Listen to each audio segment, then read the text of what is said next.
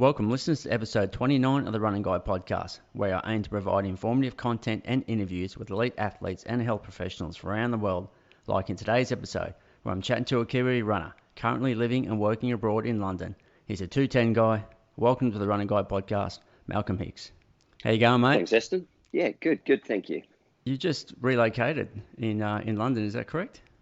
Yes, I've been in London with my wife Alana for about 2.5 years now, and we just relocated from a fairly central on the east side, East London, to Teddington, which is, I guess you can still say it's in London, but it's a wee way from the city, so down southwest, so close to Bushy Park and Richmond Park, which are kind of the two mecca running locations of London. Bushy Park, so that's famous for the start of park run, isn't it? I think it is. Yeah, you're right. It's Teddington and Bushy Park are kind of the hot spots of running in London. You've got St Mary's University, which is nearby, and that's one of the two big sports universities. Yeah. So they have a lot of athletes on scholarship, and I mean your Aussie listeners will probably recognise Teddington from where the Melbourne Track Club base themselves in the summer. So yeah, it's a nice little town. Fairly much like living in the suburbs, which is a bit of a change for me. But yeah, no, it's brilliant, and we're enjoying it. Okay, and you're obviously working nearby? My wife and I both work in the city, Right. but we've been working from home since the beginning of March. Oh, okay. So yeah, being able to, well, I'm not going to be back in the office for a long time now. Yeah. So we decided to make the move out, which I guess part of previously living relatively central is both our offices were on the east side of the city.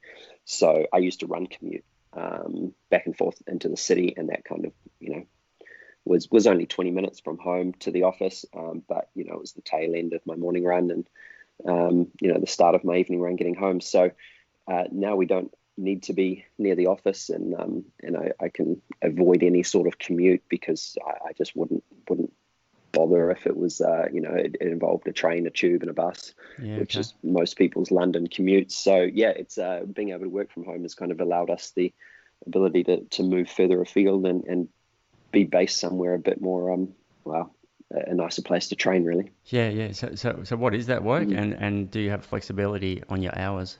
Yeah, I'm an engineer. So I work for we do design. So I work for a consultancy in the city. And I mean, I wouldn't say particularly flexible. I've recently cut hours down to 4 days. So I have Wednesdays off, which is typically like a big marathon workout day. So that's been really nice. And yeah, I mean, around that, Monday, Tuesday, Thursday, that's just two easy runs for me.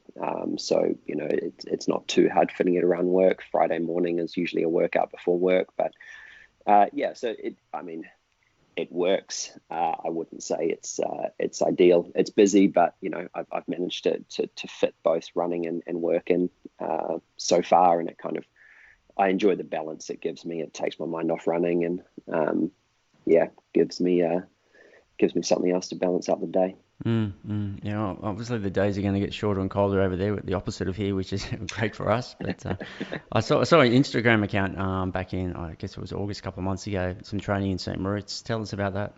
Yeah, so I guess part of now being a full-time work from homer, we were able to relocate for a couple of months to Europe. We'd been in lockdown in London. It was pretty rough. I was based fairly centrally, and being in the middle of a big city in lockdown is not particularly nice. So we were working from home in our small one-bedroom apartment, which was never made for two people to have a home office in as well. And we just needed a break, so we packed up our apartment, got rid of that, put everything in storage, and went to St Moritz for maybe 2 months.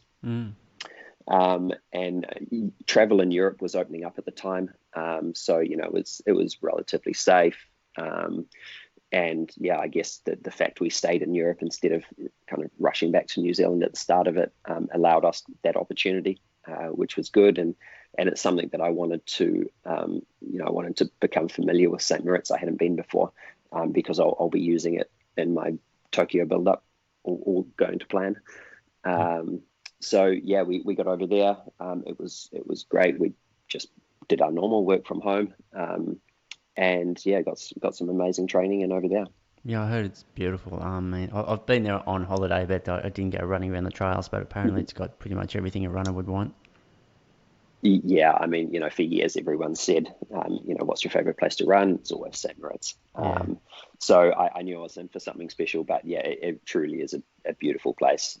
And with still the COVID situation over here, it really felt like, I mean, we almost forgot about it for the first time in about 7 or 8 months. yeah, You're up in the mountains. It's a small town. It's filthy expensive, so you're not dining out. So the only kind of indoor place we'd ever go is the supermarket, and all your activities were outdoor, and yeah. they look after athletes amazingly. They have a fantastic gym which is just for kind of elite sports teams and athletes. And yeah, they look after you really well. They kind of give you a whole lot of perks and benefits if you're an elite athlete.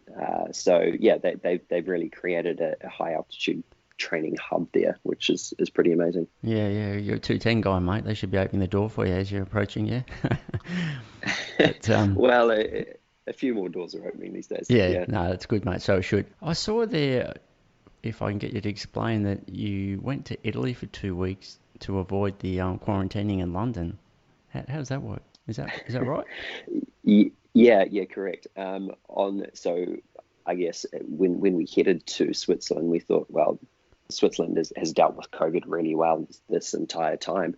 So we thought it was a fairly safe place to go. A few people were sneaking holidays to Spain and Italy, which had kind of had a rough start early on in COVID.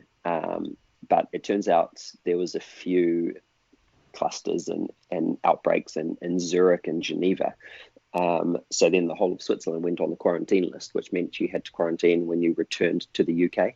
It wasn't a full-on hotel quarantine. There was some reasonable fines if you were caught breaking it. They check up on you, etc. So you're supposed to quarantine at home. So that actually meant no leaving the house, for training. Yeah, yeah.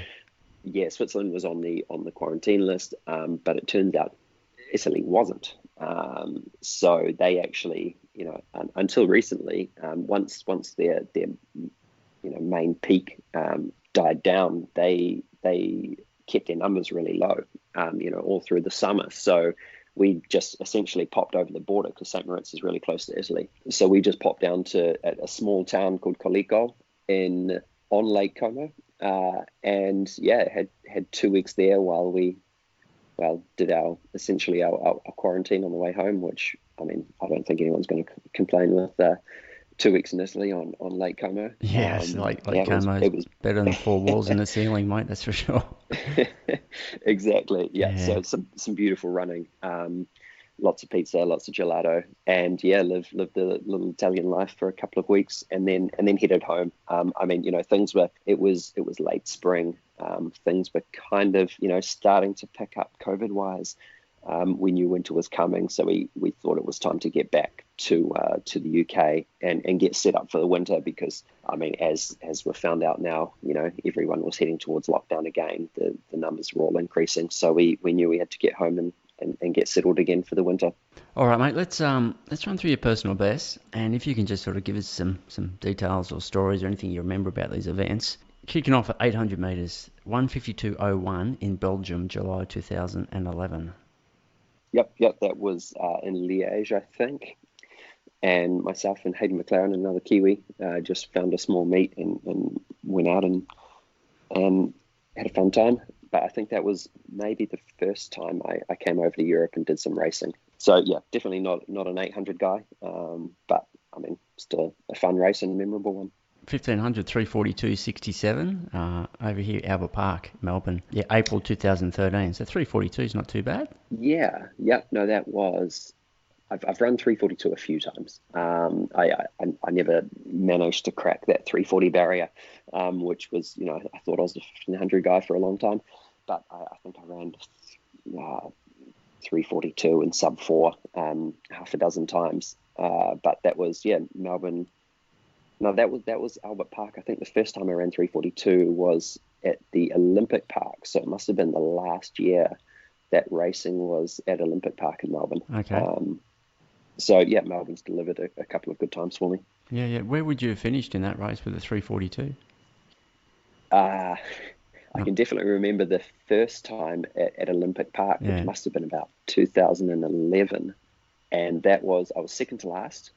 Uh, there was a lot of people in the race. It was the year that Kiprop was there, Nick Willis was there, Collis Birmingham, I think Alan Webb, Will Lear.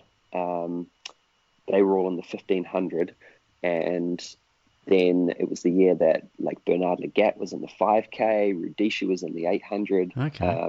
Amazing, yeah. So I think I went from a 344 to a 342 that day, so big PB.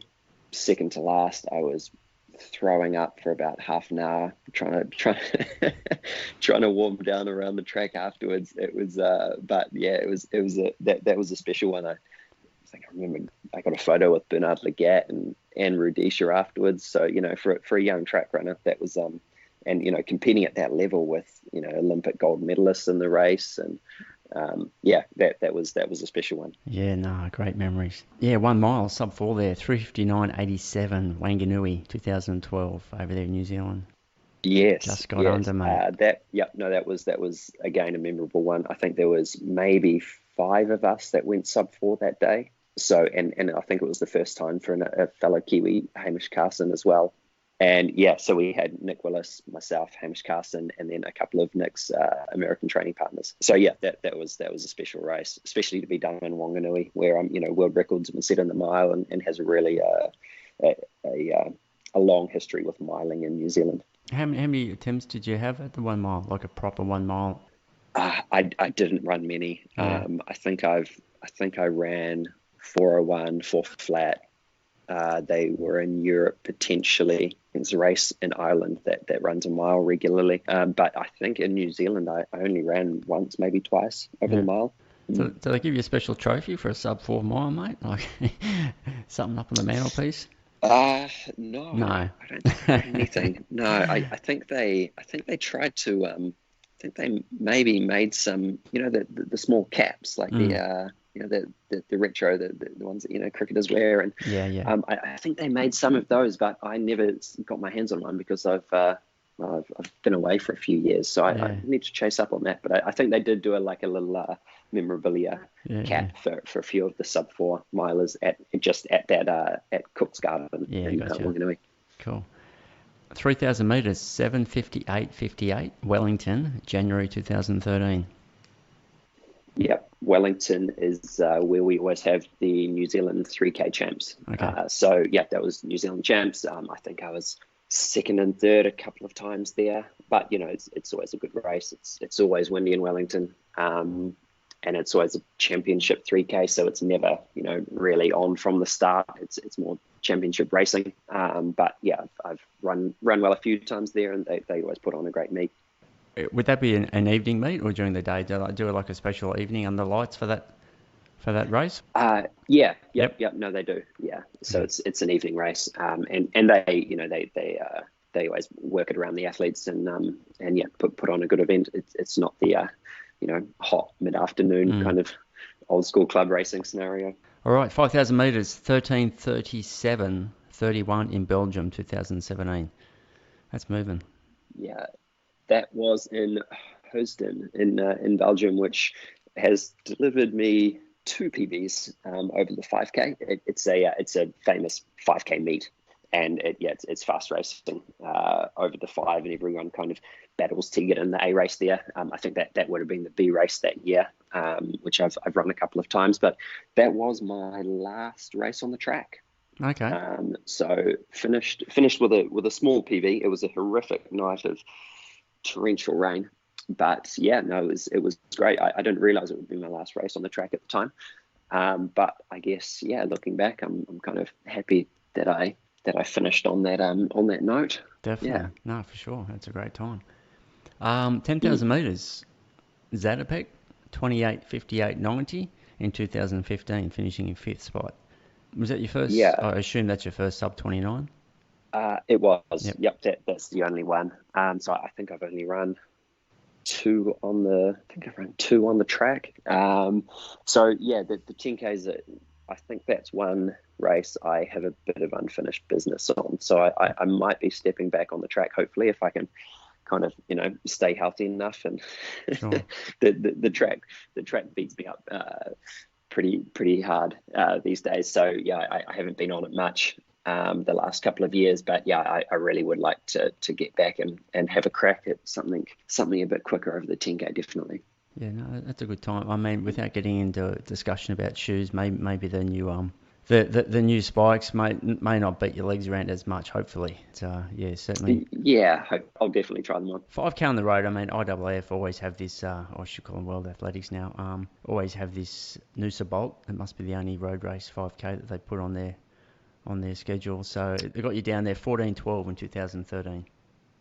Yeah, I think that is the only 5K I've run on the road, but that's the only time I've been to Noosa. Sure. But yeah, it was fun. Yeah, It's it a is. It is a fun fantastic weekend. event.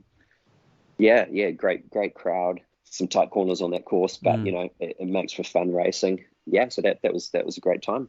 I'll have to try and go back. I'll have to try and run 14:12 again.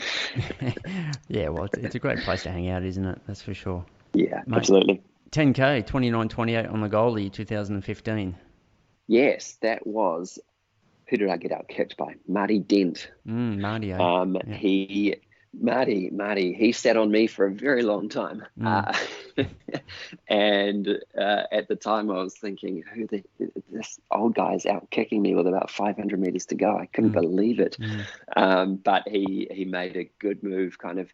I think with maybe less than a K to go, you come off a bridge and hang a left back onto the main road. And it's a little rise, and he just made a perfect move around there and just left me, and I could never get it back. So yeah, I mean, that was a fun race. He taught me, he gave me a lesson in racing that day, I think. But yeah, it was a fun time. I haven't actually run many 10Ks on the road. So yeah, again, that's definitely a distance on the road I'd like to have another decent crack at. Half marathon, 65:39 over there in Christchurch, May 2015. Yes, I've run not much faster. In the Netherlands, I ran a 64:25, which I don't think got picked up on the Okay. IAAF. But yeah, that one's relatively well out of date. I again just haven't managed to kind of line up in a half marathon in the last few years when I've been healthy and fit. So yeah, that one is definitely, hopefully, on the chopping block early next year when we're back into some racing. It's actually not much faster than the second half of my last marathon. So yeah, I think there's fair to say there's some improvement to be made there. And the marathon, mate, the big one. We'll go more into detail about this soon, but yeah, 2:10:04, 2:10:04 in Seville, February this year, mate. That's awesome. Yeah, no, it was. I think officially it's 2:10:05. Ah, Just take to the not four, claim take the any, four. not claim. It's Yeah, on World I don't know Athletics as 04, I don't mate. know what the confusion is. Yeah, yeah, Yeah, I don't know what the confusion is. yeah, But anyway, yeah, that was February this year in Seville. yeah. I mean, the race of my career, really. Until I run faster, it's it's going to be an incredibly memorable one for me. Yeah. It was just one of those days where everything came together. And I essentially had an unbroken preparation. No niggles, no setbacks. I think the only days I had off were I returned to New Zealand over the summer for Christmas, and the 2 flights there and then back were the only days I had off running, kind of in that last 12, 14 weeks. So yeah, no, it's that was a fantastic race for me. Yeah, no, look, I really want to get more into that soon. Let's head back to where it all began, mate. Where did you start running? Were you sort of involved in other sports when you're growing up as well at a competitive level, or? Yeah, definitely. So, I mean, I think you guys call it Little A's, kids athletics Yep. in New Zealand, in Auckland, where I grew up. I've got 2 older brothers, so I just did everything they did. And mum and dad, they were both involved in athletics when they were younger and a lot of sports. So we played soccer in the winter. We played tennis in the summer and athletics. Those were kind of our main sports. And I grew up racing my brothers, so I don't think there's many kids with older siblings that aren't competitive. Which part of New Zealand did you grow up in? Sorry. In Auckland. Okay. Yep. Yeah. I've kind of been involved in that club athletics scene for through my primary school years and intermediate, and kind of picked up again with the Harriers in high school. I've always been involved in a lot of sport and athletics from an early age. Did your older brothers take it as, well, obviously not as far as what you did, but did they continue into a competitive level, or was it just more at that age? No, it was just more at that age. Yep. Through high school, definitely they did. I mean, they were, they're both great athletes, and they took their soccer a lot further than I did, and played at a fairly high club level for a while. So yeah, no, I'm the only one to carry on as far as I have. So you little A's and all that. So you've never stopped running, like you never had a couple of years off and played other sports, or you've always just kept running? No, I've definitely had some time off. I guess through high school, I had, I think that the last couple of years at high school, and then maybe first or second year at university, I had 3 surgeries from ankle and foot injuries. So that essentially put running on the back burner for a few of those years, which it would have been nice to be in the position to try and take a scholarship in the US or that, but I was broken and didn't have any racing on my resume. So yeah, that was unfortunate. And those injuries were from running? Yes, yeah. So some stress fractures, a couple of bone spurs taken out, and things like that. So they were all kind of long-winded recoveries. Yeah. And this is in your late teens? Yeah. So late teens, late teens up to about age 20, 21. Yeah, okay. So yeah, running was definitely on the back burner. I started riding. I did a lot of swimming. I raced a couple of triathlons just for fun. But then so that was kind of through my undergrad in Auckland, at the University of Auckland, and then moved to University of Canterbury in Christchurch, and found myself a bit healthier. Got plugged into the running scene down there, just kind of bumped into a few guys around the park, and got to know them, and got really stuck into the running scene down there. And that's when I guess through maybe 21, 22, 23, got back into competitive running again, and started racing on the track, which was I think just a factor of that environment, primarily being down there with such a great group. So you picked up 2 national championships, 3,000 metres, running 8:07.94 in Dunedin in 2012, and also in the 5,000 metres, you ran 13:47 in 2014. So I think there was a period of about 3 or 4 years where I medalled in every national championship I raced, which was nice. That was over 1,500, 3K, 5K, 10K in cross country. So yeah, I think the biggest surprise for me was the 2 cross country titles, which I think surprised a few other people as well. Yeah. and haven't run any cross country since. It's not my favorite event. But yeah, no, it was. I was just fit and strong, and had a couple of good races. And the senior cross country titles you're talking about? Yes, correct. Wow. So what, Worlds? Did you go over to Worlds if you're winning the national title? No. So that was, I guess they were both off years, I think. Okay. So I had a break in between those 2 years where I ended up having another surgery. I had a tendon repair on my perineal. So I think Worlds were the year that I had off. And then I won the New Zealand Cross titles on either side of that. World Cross in New Zealand is it's a self-funded event. It's always very expensive. Unless, I guess, if you really want to take the opportunity, that's fantastic. But it's an expensive trip away. Yeah, I from memory, I don't think it lined up with the years that I won National Cross.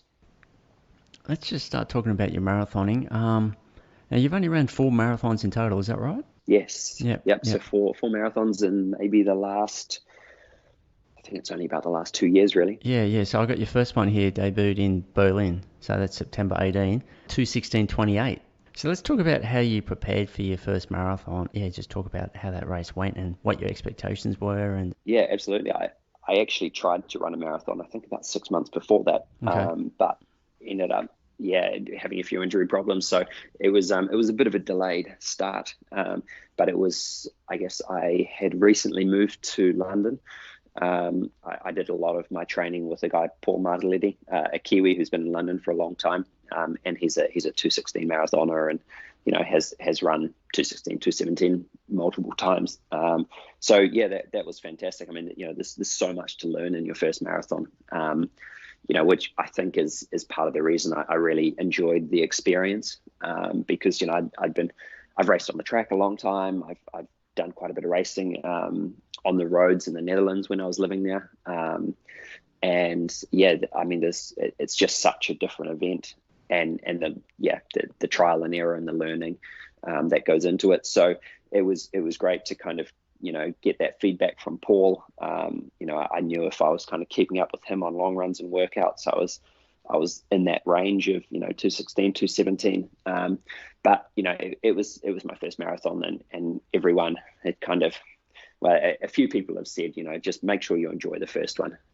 Be conservative. Don't kind of, I guess, don't roll the dice too much. Just get one under your belt, because the improvements you can make and the learning you make is just so important for going forward. And having a bad experience on your first one, when you only get to race a marathon every 6 months, if all going well, it's a long time to rebuild after a terrible experience. So I went into it relatively conservatively. But yeah, really enjoyed the training. I guess it wasn't too much of a bump in mileage for me. I'd kind of been running around that 100-mile mark, so I think I only really got up to about 170, 175 in that build up.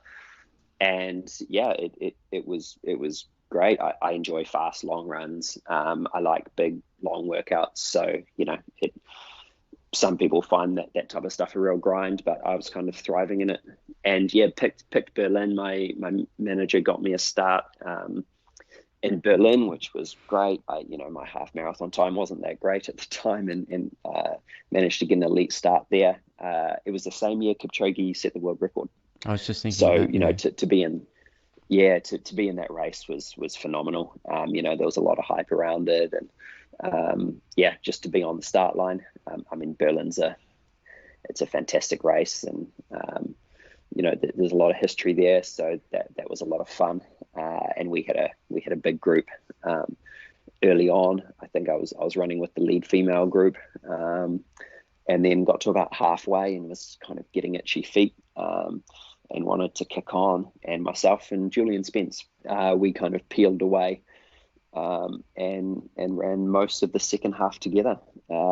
And yeah, ran I think a 90-second negative split there, and yeah, had a great time. I mean, there could have been more in the tank that day, with a big negative split like that, but I wouldn't have changed it. I had a great experience. I loved it, and I was just chomping at the bit to build up and run my second one. Yeah, well, it sounds like the perfect first marathon, like you said, to go into it with that approach and to get that result and still know you had something left in the tank. A lot of us go into the race with that idea, but it's executing it's a different story. So you've done well there, mate. You would have been holding weekly volume close to marathon training, or did you increase it when you started to do the marathon training? You would have always been doing double runs, I assume, when you're on the track. Yeah. So like I said, I'd been running about 100 miles, so I definitely bumped it a little bit. And I guess when you take out that intensity of track work and those lactic sessions, you can kind of your legs can handle. I found my legs would handle the volume relatively easily. So I previously I'd kind of had a bit of a ceiling at 100 miles where I'd broken down previously. Injuries had cropped up, and any time I'd pushed over 100 miles. So we took it quite conservatively in terms of pushing that number. By the time you're doing 35 to 38k every Sunday, you're doing 35k's of including a marathon workout on Wednesdays. The volume creeps up fairly easily. And then, I was commuting in and out of the office, so that was doubles, Monday to Friday, really. So yeah, the mileage just came, but thankfully I found that the body was handling it relatively well. Yeah, okay. 7 months later, at the end of April, you went over and raced Dusseldorf in Germany, running 2 minutes 37 seconds faster, posting a 2:13.51. So between Berlin, September 18 and April 19, did you make any changes in your training to go quicker, or that was just the normal progression that you would expect with more Ks in your leg and a bit more experience? Yeah, correct. I think it was just that consistency, and I had a really consistent block, and I essentially replicated the same marathon build up. I think things got pushed a bit further. Long runs got consistently a bit longer. Yeah, I think that was just building on strength and consistency. So not a lot changed. I think the mileage got pushed again a little bit, but that was more of a result of probably better quality workouts and slightly longer, or being more comfortable with slightly longer long runs. So nothing conscious really in terms of we're going to push the mileage. It just kind of it came a little bit. And was Dusseldorf just the right time of year to do a race, or was there any other particular reason you picked that course? I didn't even know Dusseldorf Marathon existed at the time. No, I don't either. Yeah. They normally, I think it's been a bronze label IAAF race previously, and this year was they had a few German athletes. It was the German Championships, Okay. Which is quite a big event in Germany, and the race was set up so it was the same year as Doha World Champs. So 2:16 was the qualifier. I'd just run 2:16.25-ish the year before, so I knew I could run under 2:16, and the whole race was set up around getting Doha qualifiers.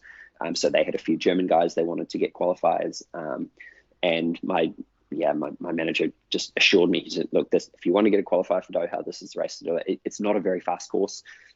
It's very windy. It can be very windy. It's along the river. But I knew if we've got pacemakers, we've got a good group of guys, all hitting that time. So I committed to that, and it was great. I found myself running for the win. I eventually got second, but yeah, it was we had a great group of guys. A bunch of us got the time, and we went through halfway on time, probably on track for about 2:15.30. So we were comfortably under. I was feeling really good, and pacemakers dropped out, and I kind of led the second half of the race for the majority of it. Just trying to break guys. Just trying to break them one by one. Unfortunately, one German guy hung on to me, and I didn't have it in the last 200 meters. So, yeah, but to run that time to get the qualifier for World Champs, I was thrilled. Again, we went in fairly conservatively. Just knowing that today's about getting a World Champs qualifier, just getting that time. So, made sure I got to halfway on track, and then kind of let loose from there. I think again, I ran about a 90-second negative split in that race. So yeah, after that, I still knew there was more in the tank. But I was happy just to get the time and get confirmed for Doha. Yeah, no, it's a great opening 2 marathons, mate. And let's move on to Doha. So that's 5 months later. Now that would have been your first black singlet, is that right? Yeah, correct. That was my first major championship for New Zealand. So we had this kind of strange black, silver, white singlet tier system. So yeah, the black singlet events are just, I think, Com Games, World Champs, and Olympics. Awesome. So yeah, first time with the black singlet, which was awesome. Yeah, and there was another Kiwi there with you, is that right? Yes, Caden Shields. Okay. So he got his qualifier in Gold Coast. So he had a fairly tight turnaround from Gold Coast to Doha, but Doha was quite late. So I think the marathon was early October. Yep. So yeah, it was it worked out well for him also. So you ran 2:17:45, finishing in 29th spot, first Kiwi home. What sort of prep did you sort of do for Doha? I mean, obviously there was the heat, there was that strange midnight start, it was running up and down that strip, yeah, on that hot dog course. So first of all, how did you go about preparing for the heat? How did you go about, preparing for the conditions that you thought that you were going to have, with that strange environment to run in? Yeah, it was an experience, definitely. And again, like, learning the marathon's one thing, learning a hot marathon at midnight is another. So Athletics New Zealand, they set up a couple of heat camps in Cyprus.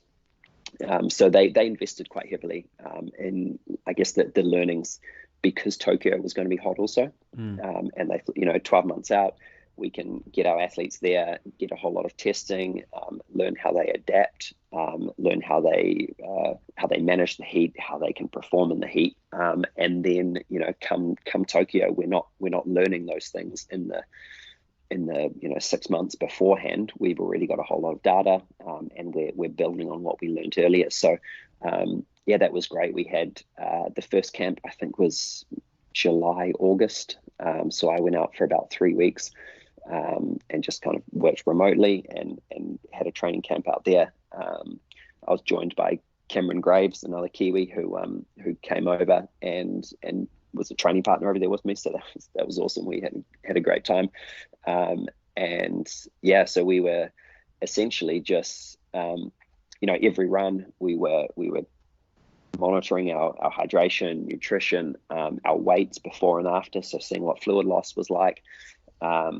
We had Matthew Mildenhall, our physiologist, was over there. So we were, taking temperature measurements. He was doing kind of perceptive, scales on dizziness, lightheadedness, nausea, all of these things, which just, very, very perceptual and quite hard to monitor. But, we were, I guess at the time, didn't make a lot of sense, picking, 1 to 10 on how dizzy you felt or how nauseous you felt. But, when you actually looked back at all those numbers and saw the improvements from your first workout to, 3 weeks in, it was really interesting. So we were taking these little electronic, you can if you swallow an electronic pill, and it starts recording, it does your internal temperature. Okay. Wow. So we use that a couple of times. It's a disposable pill. We used that a couple of times, and on key long runs, and then we did some like pre-cooling procedures. So looked at the effect on your internal temperature of using pre-cooling before a long run or not using pre-cooling, and kind of. I think we did maybe 3 Sundays where I did a steady long run, 2.5 hours.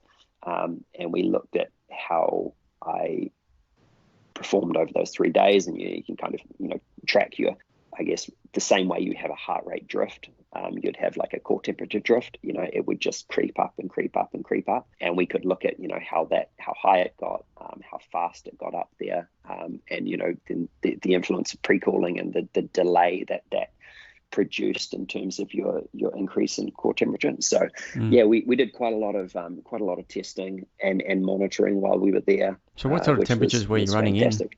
So it was, trying to replicate Doha conditions anywhere is quite hard, because it's, the Middle East is kind of a unique heat. It's a bit different to everywhere. So, and also midnight, you wouldn't have the sunlight. So the burning skin temperature, which you get under the sun. So we were doing, usually about 10:30 in the morning sun was up. So you had the added heat stress of the sun. It was still quite humid, because typically it's more humid overnight when the sun goes down, and then it kind of, as the sun comes up, it burns off the humidity a bit. So the morning was still hot, so it was getting up 36 degrees, and you'd still have 70-75% humidity. So I think we were targeting the most humid part of the morning, but also the hottest part of the day. Yep. So yeah, I think most of our long runs were kind of 75%, 80% humidity and about 33 degrees. But it would go up a couple of degrees during that time because you're kind of finishing around 11:30 a.m. midday. Look, all that data is fantastic, but what did you actually feel yourself, like perception-wise, when you're over there training? Could you actually feel your body actually being able to deal with or absorb the conditions of the heat? Yeah, all I have to remember back to is my first workout, which was, I think, the third day we were there, which was a little bit of a test. I'd done 1 or 2 runs in a heat chamber in London, and we tried to pick up the pace and run a bit quicker and do a small workout, and I was all over the place. It was horrific. So the heat chamber was not a fun time, but there was zero adaptation at that point. So it was kind of looking at what a baseline looks like.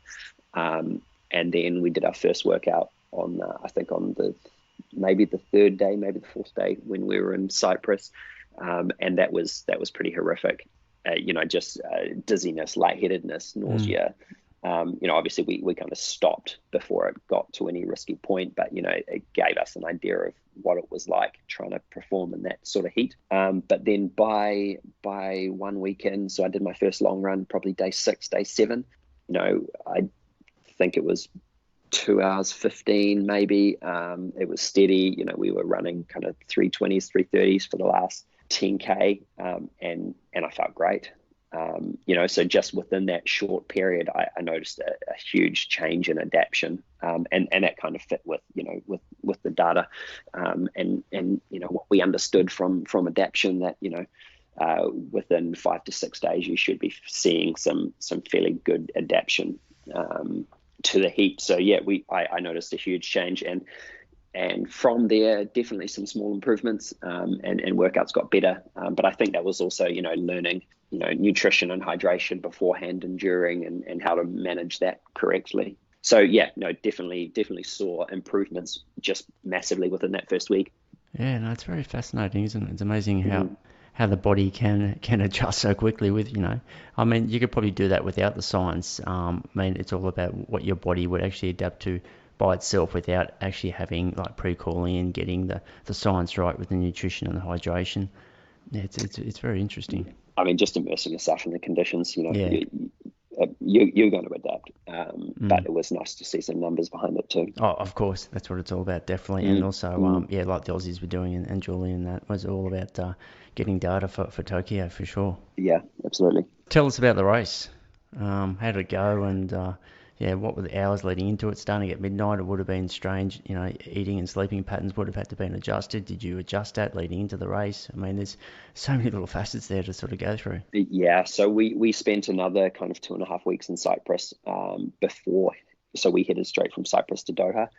But it was late September at that point, so it was kind of cooling down, and still so hard to replicate those conditions. As soon as we landed and went for our first jog in Doha, we thought we had been in the heat in Cyprus, and we thought we were fairly well adapted, and we got a shock. Those first couple of nights, but I think it was a smaller step up that was required, as opposed to not having done that heat preparation earlier. So yeah, it was hot. And then, we had been doing evening workouts, trying to push them a bit later to get used to that midnight time. But, a big part of that for me was nutrition during the day, what you ate, and, because we're just not used to working out at midnight. So, it was kind of cutting out fiber to kind of keep your guts under control and things like that. So, yeah, we started as soon as we landed. I think I had about 5 or 6 days in Doha pre-race. So we were, did a tune-up late at night. We were kind of doing our runs about 10 p.m., 10:30 p.m., and just getting used to that because, yeah, more so in Doha, it got super humid at night when the sun went down. Temperature dropped a little bit as well, which was good. But, yeah, just getting used to that. Your shoes just, they, even in a hotel room with AC, and you just can't get them dry before your next run because they're just absolutely drenched. It was fairly gross. But yeah, no, it was leading into the race. Yeah, like I said, we pushed the start time out to get used to that evening and trying to sleep a bit more during the day. I'm not very good at napping, but trying to get a few more, 30-minute or an hour during the day just to push that evening up. But I mean, in terms of, being awake, there's so much adrenaline. I don't think that was much of an issue. Did you get out to the Come stadium start time to watch any other events while you were there? Yeah, I got out once or twice. It was, I guess, a bit of an ordeal in terms of, getting the buses there and everything. So I didn't go too much, just to try and not wear myself out. I think I was still working at the time, so I think I had a couple of stressful days at work before the race. But that was good. It kind of helped pass the time, which was nice. Otherwise, you're just sitting in a hotel room for a very long time beforehand. So I went out and watched a couple of the Kiwis and their events before the race, which was nice. Yeah, come race day, it was we had a schedule all planned out, food, everything, so we just followed that. Got to the race start where we had booked in. They had a number of ice baths all set up. So we went through our preparation, did our pre-calling, got out of the ice bath, put a nice vest on, and then went and got our numbers, got our shoes on, got ready, and then straight out to the start line, where we had about 5 to 10 minutes to kind of jog around. Straight out of an ice bath, you don't really do a warm up, but for a race like that, there wasn't too much of a need in terms of warming up. The body got hot quick. So when you're doing that pre-calling, are you got your own separate little quarters, or are you in there with other athletes and teams, or? So they had quite a good setup. They had a separate tent with about maybe 6 different ice tubs, or kind of blow up bars. And our team had booked that. So Caden and myself both used that. I guess I was a bit surprised there wasn't that many people using it. I know the Australians were. And I guess considering the conditions, and there's plenty of good research out there about pre-calling, I was a bit surprised there was less people doing it. But everyone was different and had their preparation. I guess a lot of people struggled in the heat. I struggled in the heat with cramp and a few other things, and there was a big DNF rate in the women's and the men's. I think there was more in the women's race, but I mean they had the worst conditions of all the endurance events. They were first up. We just within the championships, the men, we got to look at the results and kind of how the walkers handled it, how the women handled it. So within that time, we even had learnings going into the event. But the women just they had it the hardest. They went in. They were the first to race in terms of the endurance, the outdoor events, and I think they had the hottest conditions of all. So, any of the women who finished that race, kudos to them. They did an amazing job. Yeah, I can't remember what the numbers were, but it was a huge dropout.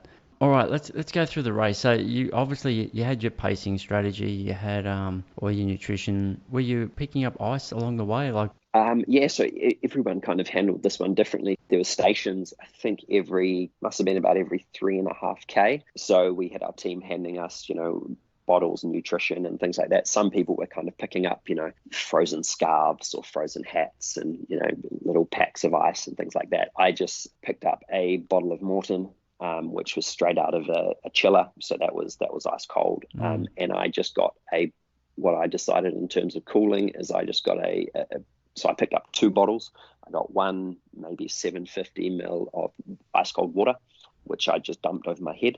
And that's, in terms of cooling, it's not going to do a lot in terms of, your core temperature, but perceptually, it really gives you a chill. So it was purely just a comfort perceptual thing, but that's what I did. So I grabbed one cold bottle of Morton, one cold bottle of water, and, all of my fluids were coming from Morton. And that was our strategy. So that was every 3.5K. We went out. So Caden and I, the other Kiwi, we ran pretty much the first half together. We went out again fairly conservatively, knowing the heat, knowing what could happen in the second half. So we were way back in maybe 55th or 60th through halfway, maybe mid 50s by halfway. But people were starting to drop off. People were, every 500 meters there'd be another person on the side of the road having pulled out. We took that fairly conservative. I was feeling great at halfway, so I kind of pulled away from the group that were with us. And yes, was feeling great. Unfortunately, about 30k in, I started getting, I've never had this before, and I never had this in Cyprus in any of our preparation, but I started getting cramp in my hand, and I was like, oh, this is really strange. But I think it was, I'd been holding a bottle for quite a while, because you hang on to your bottle when you grab it, and you slowly drink it. So I was trying to mobilize my hands, and then I got cramp in my other hand, and I was like, oh, this is really strange. And yeah, long story short, kind of started to get cramp everywhere, hamstrings, calves, and alike. So, it kind of got to maybe 7Ks to go, 35K mark. And I was just, there was kind of daylight behind me. There was almost daylight in front of me. So, I had no idea what position I was in, but, it came down to just getting to the finish line. And making sure I made it, because there was a few times I almost stumbled, calf cramps and things like that. So something strangely, like I said, we did runs in Cyprus in the heat where I was losing up to 5 liters of fluid. Never had any issues like this, and we were well prepared, and had all the nutrition and hydration strategy in place, but. So that was a bit frustrating on the day. But like I said, I don't think I think one person may have picked me up. So I might have lost one place, and I think I still gained a couple in that last 7K. But it just meant I really had to shut it down and make sure I got to the finish line. Came in 27th. So yeah, I mean, I was. In hindsight, I was happy with the result, with the placing. I know there could have been a bit more there, but it's all learnings really, and hopefully can put that towards performance in Tokyo. Yeah, definitely. Pick up another black singlet in a completely different scenario there. Did the sports science team look into the cramping of that? Are they going to look into that? Do they look at what sort of how much minerals you're taking in per hour, or just to sort of get some learnings from that, or? Yeah, definitely. And we've debriefed on it a couple of times, and still kind of, struggling to pinpoint what it is, because we thought we had a really robust strategy in place. But, it will, I guess it will mean in the next build up, and as we prepare for some heat in Sapporo, which won't quite be as hot as Tokyo. But, we'll be kind of testing a few more things and parameters and kind of different strategies, and going forward. But no, we've definitely debriefed with the team on that a couple of times, but still struggling to get to the bottom of it really. Mate, let's move on to the big one, Seville, 210. First of all, why Seville? Let's talk about why you went to Seville in Feb. Seville is the time of year. So it's in late February, which is perfect because with the Olympics in August, all of the spring marathon racing in Europe. So, what do you have? You've got Rotterdam, you've got London, the big ones. You've also got some of the German ones, either Hamburg or Frankfurt, and they are all in late April or around April, which, late April, you've got May, June, July. You've only really got 3 months, say, between London Marathon and the Olympics, which I just don't think is enough time to turn around and, have a really solid preparation. So the plan was build up for Seville, which is end of Feb, and then if it goes well, I've got a really good block of time before the Olympics. If it doesn't go well, then I had London or a similar April marathon as a backup. So instead of just leaving it all up to one shot, I kind of had 2 opportunities lined up within time frame available. Did you ever think of Japan, like B1 or something like that, or? Yeah, I did. I guess being based in Europe, stick with the I've got so many good marathons here on my doorstep, and I kind of prefer to keep travel to a minimum pre-race. It's fantastic from Australia because the time difference is minimal, direct flights, and you can always guarantee some nice cool conditions in a lot of those Japanese marathons. Seville is also just known to have really stable weather in the winter. So I've been down there a couple of times. I did some pacemaking the year before, so I knew the course, and that was kind of all part of the plan, was to go down, get some experience on the course, figure out the conditions a little bit. It's definitely a bit warmer. Obviously, it's right at the south of Spain, and it's February, so we've spent the whole winter building up, kind of, in probably 0 to 5 degrees for the majority of our morning sessions. So race day, they typically have sunny, calm, and 12 to 15 degrees. So Sounds awesome. you can almost guarantee that there. Yeah. So that's kind of perfect. I actually flew back to New Zealand over the summer. First time I've been back for a couple of years. So we were back for Christmas. So actually got a couple of nice warm, maybe 3 weeks of nice warm training in New Zealand, and then was back in London for about let's say the 5 weeks leading into Seville. But yeah, like I said before, it was it was a great build up. It was unbroken, it was consistent, and even though that travel interruption in the middle, fortunately, very blessed to say things went well and things went smoothly, and I had a really consistent training block. Look, it's 210. Like, again, you talk about your training block. You hadn't made any changes. Again, it was just the next sort of rung on the ladder to move up to, like another marathon. All that experience that you've got, a bit more confidence. I mean, 210s. It's a solid race. So I'd like to sort of delve into how do you think you were able to step up to that level. Yeah, so I guess with the Olympic, the automatic Olympic qualifier being 2:11:30, ever since Dusseldorf, 12 months earlier, I was fairly confident that time was within my range. And I knew I had, another 18 months or a year to kind of build towards that. Before Doha, just based on kind of key sessions and key markers, I was fairly confident I was in, 2:11:30, maybe sub 2:12 shape. But obviously going into the heat, you don't really get an opportunity to show that.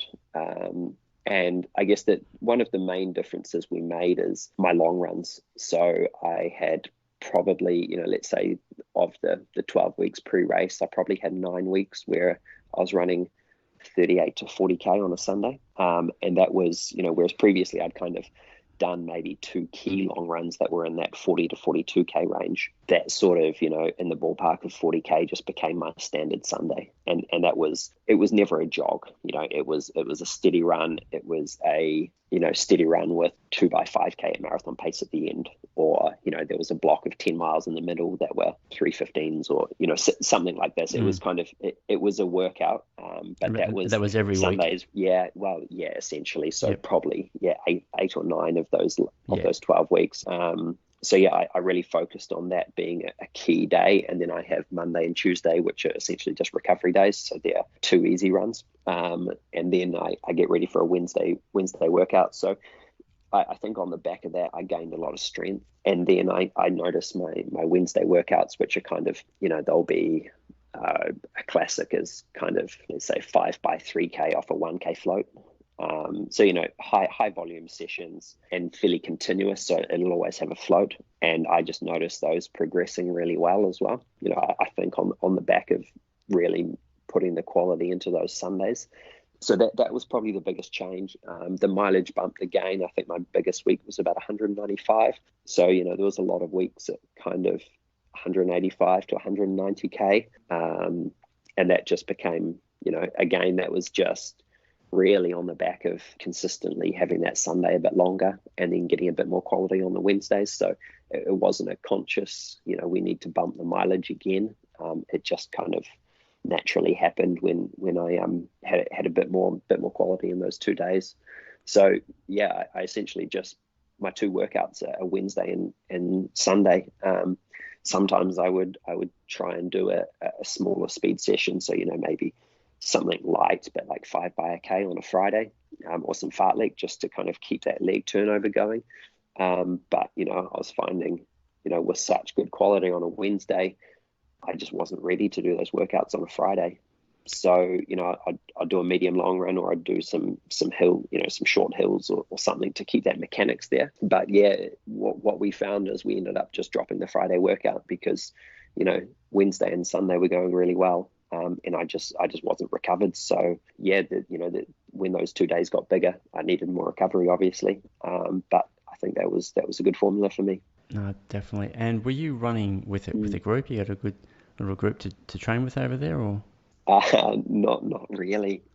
So East London, where I was, there's a few athletes around, but I guess definitely no groups. And it wasn't a good time. Paul wasn't building up for a race at that point. So I essentially did the build up on my own.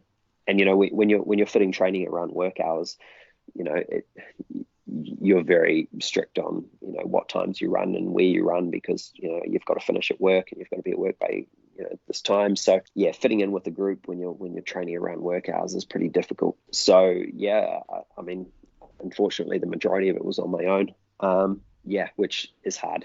And I kind of said to my coach, my wife, afterwards, I was like, I don't think I can do that again. A build up like that, essentially solo. So yeah, that's part of the reason for a change down Teddington Way, where there's definitely more athletes around here. And yeah, try and use that and get more support and have a bit more of a group around me, which I'm looking forward to. Yeah, definitely on those Sunday runs when you've got those pace sections in it. Doing those on your own is pretty tough. Even if you had someone on a bike to help give you some drinks or some nutrition or something, but yeah, those ones on your own would just be tough. Hopefully, like you said, with the move and surrounded by some more runners, yeah, you might be able to get some good solid groups together. Yeah, absolutely. So that there's definitely more guys down this way, and I've got a bit more flexibility with work now from working from home, so that's nice, and I can work around that a bit more. Put work a little bit more around training rather than the other way around, which will be a nice change. So yeah, I'm looking forward to it. I'm kind of just building back into training after a few injury issues. But yeah, no, it's I'm really looking forward to being here.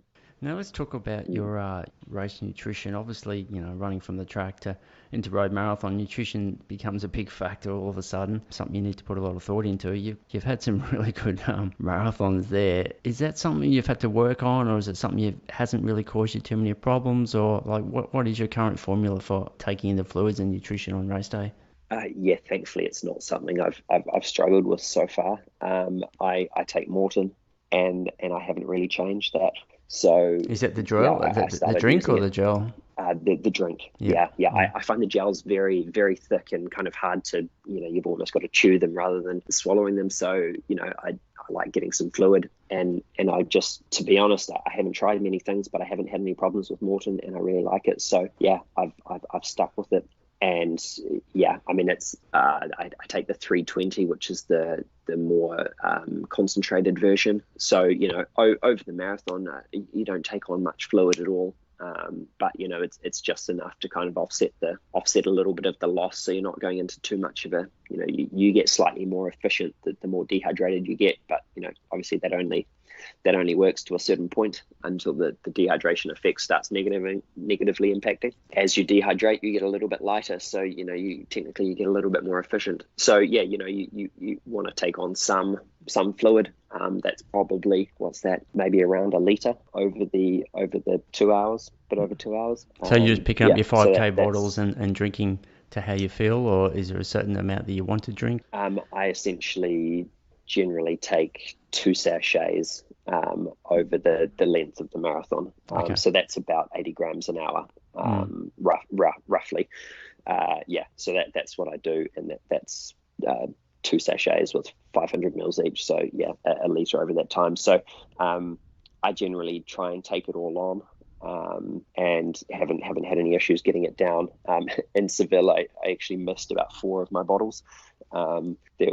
We had a fairly big group, and there was 1 or 2 guys who were just causing problems in the pack, and racing to the front, grabbing a bottle. And there was one guy who was obviously pacing a friend, and he'd run to the front of the pack, so he'd kind of go around the outside, grab a bottle, stop, turn around, and look for his friend, and we'd just all crash into him. And I was losing my mind. So yeah, this happened about 3 times, and I think I was getting fired up and giving him some words. And then he obviously stopped after that, or either he dropped out and faded back. But yeah, it was, I missed 4 bottles. I think one of my friends gave me some of his. So to be honest, I didn't get anywhere near what we were planning. But I think with the Morton, and you're getting so many carbs, and it's such an efficient fuel that Even if you miss a few, it gives me a bit of confidence not to get too stressed out next time when I miss a bottle or two, because I knew I only got a fraction of the bottles I was planning to in Seville, but definitely didn't kind of go into any sort of deficit or run out of fuel. Yeah, that's when you're using something really good and really efficient, then you can be confident it's going to go the distance. Right, yeah. So have you got a spot on the team for Tokyo with that 210? No, not yet. So our teams won't be confirmed until, to be honest, I don't actually know what the date is. It'll be, final announcements. We'll wait till all qualifying's finished, and then each federation is kind of given I think they're given a quota, and then they've kind of got to select athletes around these quotas. So where are you sitting on the table of runners under the 2:11:30? So there's currently two Kiwis with the time, Zane Robertson and myself. Absolutely expecting Jake Robertson to get the time, but he's still got to line up and find a marathon, which is actually proving more difficult than anything at the moment. And then there's others. Caden Shields still hasn't competed yet, and there's another.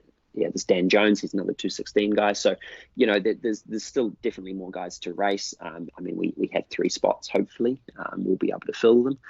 But I'm feeling relatively confident at the moment, having that time and kind of being almost a minute and a half under the automatic standard, rather than just a couple of seconds under. So I'm feeling relatively confident. But it's not all tied up until qualifying closes and names are announced.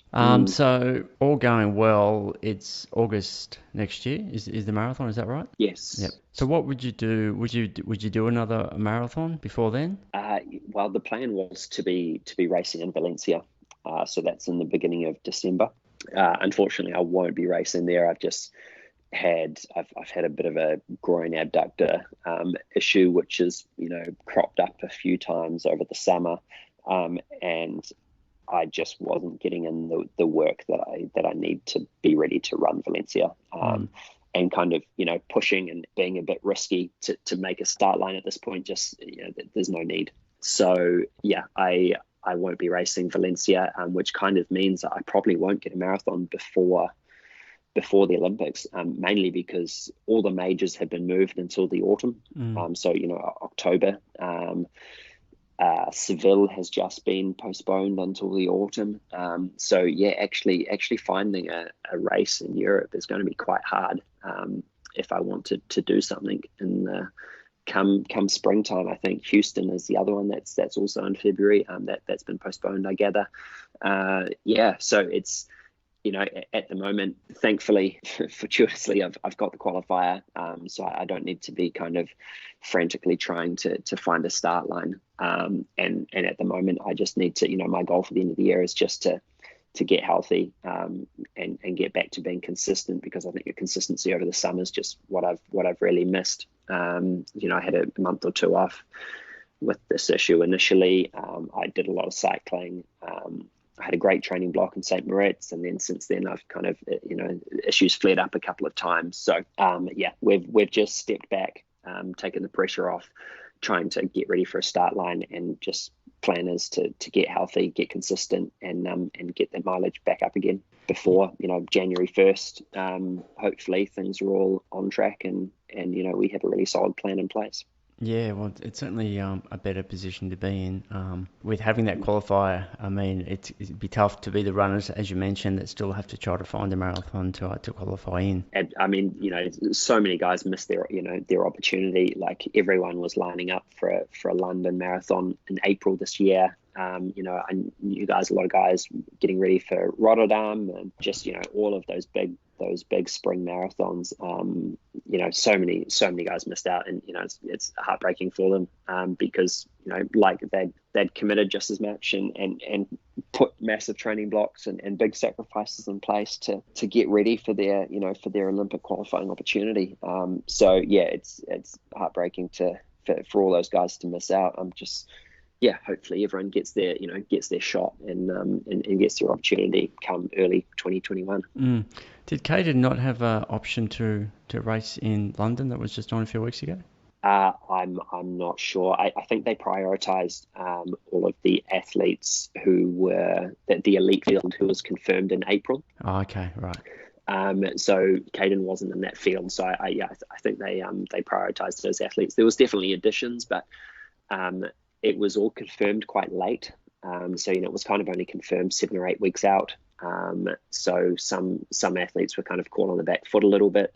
But the difficulty is with New Zealand at the moment, travel in and out is essentially off the cards. So just popping over to Europe for a marathon is just not as easy as it was. And there's 2 weeks of quarantine when you get back, and you pay for that if you've just been traveling. If you're returning home permanently, you don't have to fork out for that expense.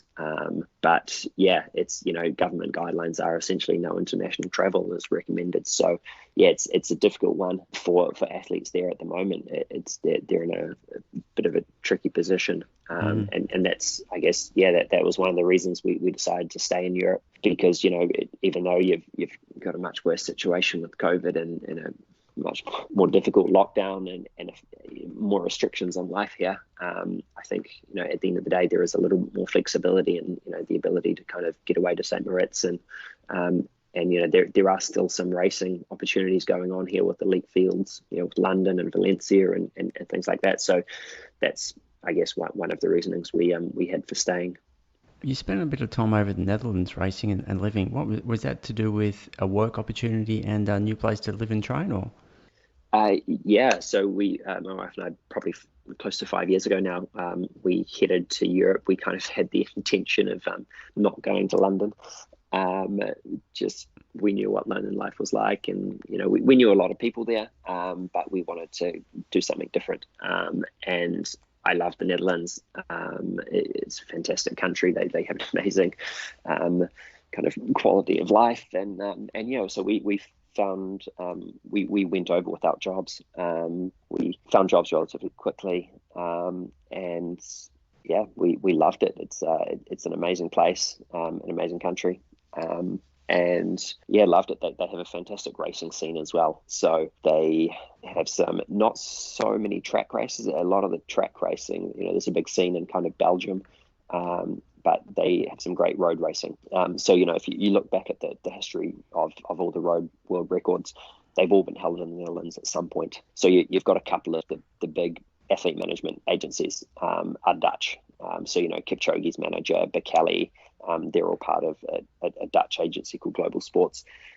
So, they can bring a lot of those top guys and race locally in the Netherlands and set up really good opportunities. Yeah, I love the road racing scene. Just about every weekend you could find a sub 30-minute 10K, and you can make a bit of cash on the side, and it's fun. And so all of a lot of Scandinavian, German, French, Italian athletes, they all, I guess, around the Benelux area, they all head to the Netherlands for the road racing, the spring and autumn road seasons. So yeah, that was fun. That was one reason to be there, but also just to head to Europe to be over here. I'd previously traveled, every year to Europe or to the US to do blocks of racing, and that's expensive, and I take big chunks of time off work. Whereas when I'm here, it's just it's easy to get there, travel on a Friday, race on a Saturday or Sunday, and then back to work on Monday. So it was partly for that opportunity, but also just to live in Europe and kind of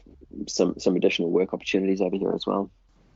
So between now and Tokyo, obviously the next couple of months is to getting healthy again, and then getting that strength back into the legs. Will you do any shorter races, or it'll just be all fully focused on that marathon?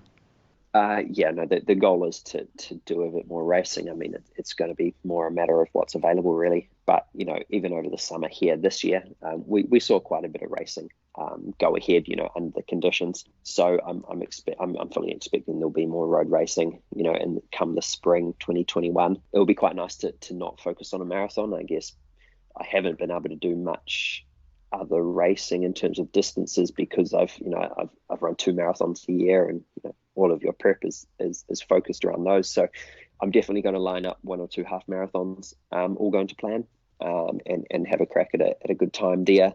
And yeah, maybe some 10Ks on the road or similar, just to touch back into that distance again, which has just been neglected a little bit because it's been kind of chasing one qualifier after another, where I've had to line up and race marathons, whereas now I've got the opportunity to step back and do some more and shorter races, which will be fun. I'm hoping. Now let's talk about injuries. Is there anything that in particular that they have seen? Let's talk about the physios or whatever it might be. They feel you need to fix up, or is there any weaknesses that they say this is leading to this or this is leading to that, or is it all those injuries haven't really been consistent with one sort of deficiency, and is strength and conditioning something you've actually had to put a lot more effort into? One, for strength of the marathon running, and two, to minimise the risk of these injuries coming back or getting more? Yeah, I mean, early, in my late teens, early 20s, like I said, I had a couple of stress fractures and kind of more bone-related issues. Whereas the last couple of years, thankfully, I've had a really good run without too many injuries, but I've had a couple of tendon issues, which I guess are actually more difficult in terms of recovery, because a stress fracture is fairly textbook in terms of its recovery, and as long as you look after it. Whereas tendons take a lot of rehab. There's not really any fixed time frame on how long they can take. So yeah, that's been a bit of a learning curve in terms of dealing with those. I've probably had maybe 2 or 3 kind of a hamstring and an abductor issue. So strength S&C is definitely a big part of my training at the moment. It probably only has been for about the last kind of 2 or 3 years, where I've really focused on it. But fitting 2 sessions in the gym around 185, 190k and work it's hard. And gym is kind of the first thing to drop out when you're tired and you're stressed and you just don't have time for it, and you need to prioritize sleep over a gym session. I think having the Wednesdays off for me was a big change, because previously it would kind of be 35Ks with a workout in the morning, 9 hours at work, and then a jog and gym in the evening, and then going to bed. And that just really that would put me on the back foot till the end of the week, when then I spend the whole weekend recovering. So having that day off and having the time to focus and recover properly has been really beneficial, and allowed me to really focus on that gym work a lot. So your S&C is always adapting to kind of what you're dealing with at the time, and what you might be rehabbing from, or an issue that's been hanging around. So we're constantly kind of tweaking the strength and conditioning around the current situation, and what we might be any niggles you might be balancing or dealing with. But I do a fairly, on the whole, I do a fairly basic, strength routine. I kind of don't tailor it, periodize it too much. It's just a fairly, a bit of lifting, really good core and single leg stability type of routine. All right, let's think next year, Olympics goes ahead, you go to the marathon, you have an awesome race. That's going to happen. After that, Good. the following year, all right, 2022, it's pretty exciting. Eugene, Oregon, the world champs. Is that something you'd like to, pick up another black singlet for and race over there? I mean, that'd be an awesome place to be part of a meet over there. Yeah, well, I mean, amazing for most track runners, because they're going to have, well, for anyone in the Commonwealth, you've got the Commonwealth Games as well in Birmingham. So the difficulty for a marathoner is you can really only pick one of those, whether it's World Champs in Eugene or Commonwealth Games in Birmingham. So, yeah, I think they've, for some of the European, maybe it's primarily just the British athletes, they essentially have World Champs, Europeans, and Com Games. I think they're all lining up, and yeah, there's only a couple of countries that will fall into that bracket of all 3. I think for me, I'd probably prefer Birmingham, just because I haven't competed at Com Games. Sure.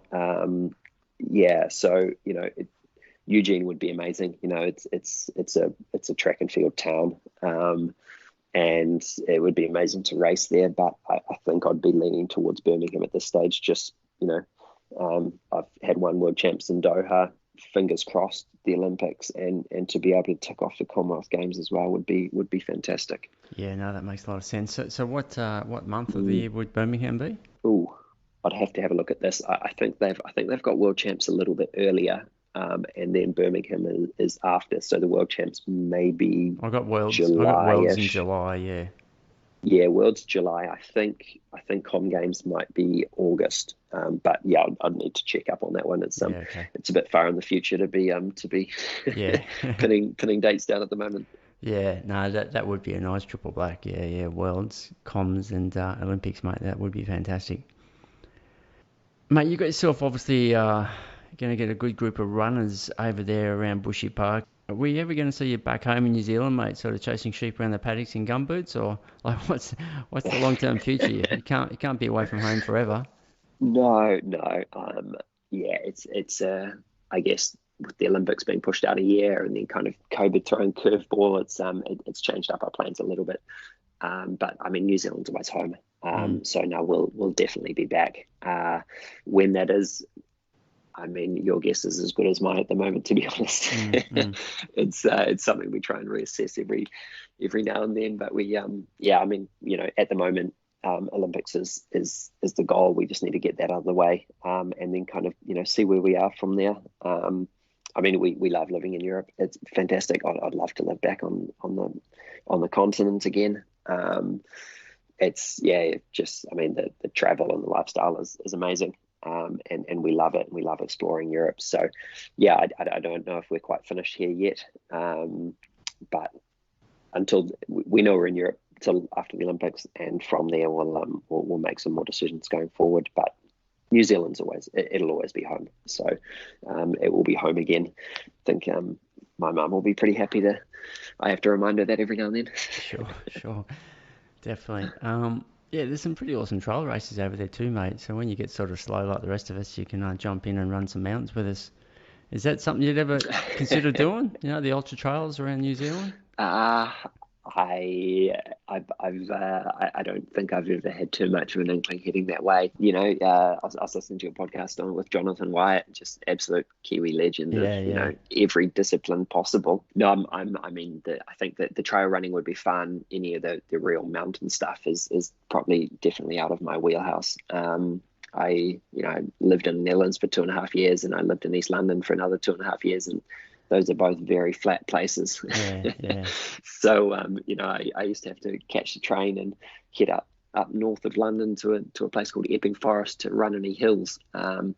So yeah, no, I don't think I'll head to the mountains, but some trail stuff would be fun. And I think that'll be definitely more down the more of the enjoyable end of my career rather than the highly competitive end at the moment, which hopefully can focus on and run a bit faster over. Yeah. No, I was thinking more into the old years, mate. I mean, there's some fantastic events out there. Tarawera, down on the South Island, New Zealand. There's some really iconic races. So no, I'd love to have a go at a few of those, but I think I'll keep it risk free and stick on the roads for the meantime. Probably heard I'm not the most robust runner out, so too much twisting and turning is probably not the best thing for me at the moment. On the other end, it might strengthen you up a little bit. You know what I mean? All that movement, the lateral movement. Yeah. Hicksy, really appreciate giving us your time today, mate. It's a great story. Obviously, some fantastic chapters coming.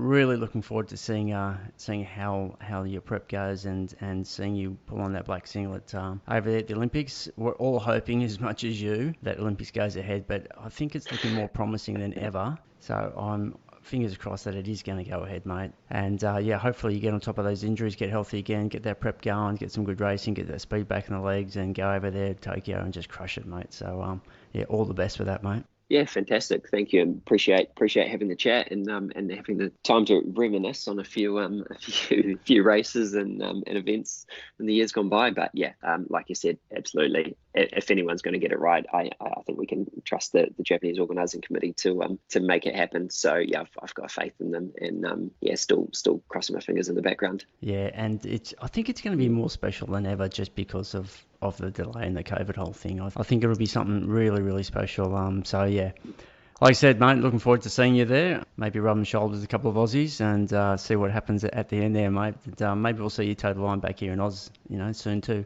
I see that Zatopek's going to be on in January, so at least that's going to go ahead, so that's good. So yeah, a lot of it's great to see some races kicking off again. yeah, it is. We're all keen as to get some racing back over here. We've been pretty lucky here in the ACT. We've had a few races, but thank you so much again, Hicksy. I'm going to go to bed, mate. Sunday long run in the morning, mate. The boys will go out there and probably crush me, so I better get to bed, mate.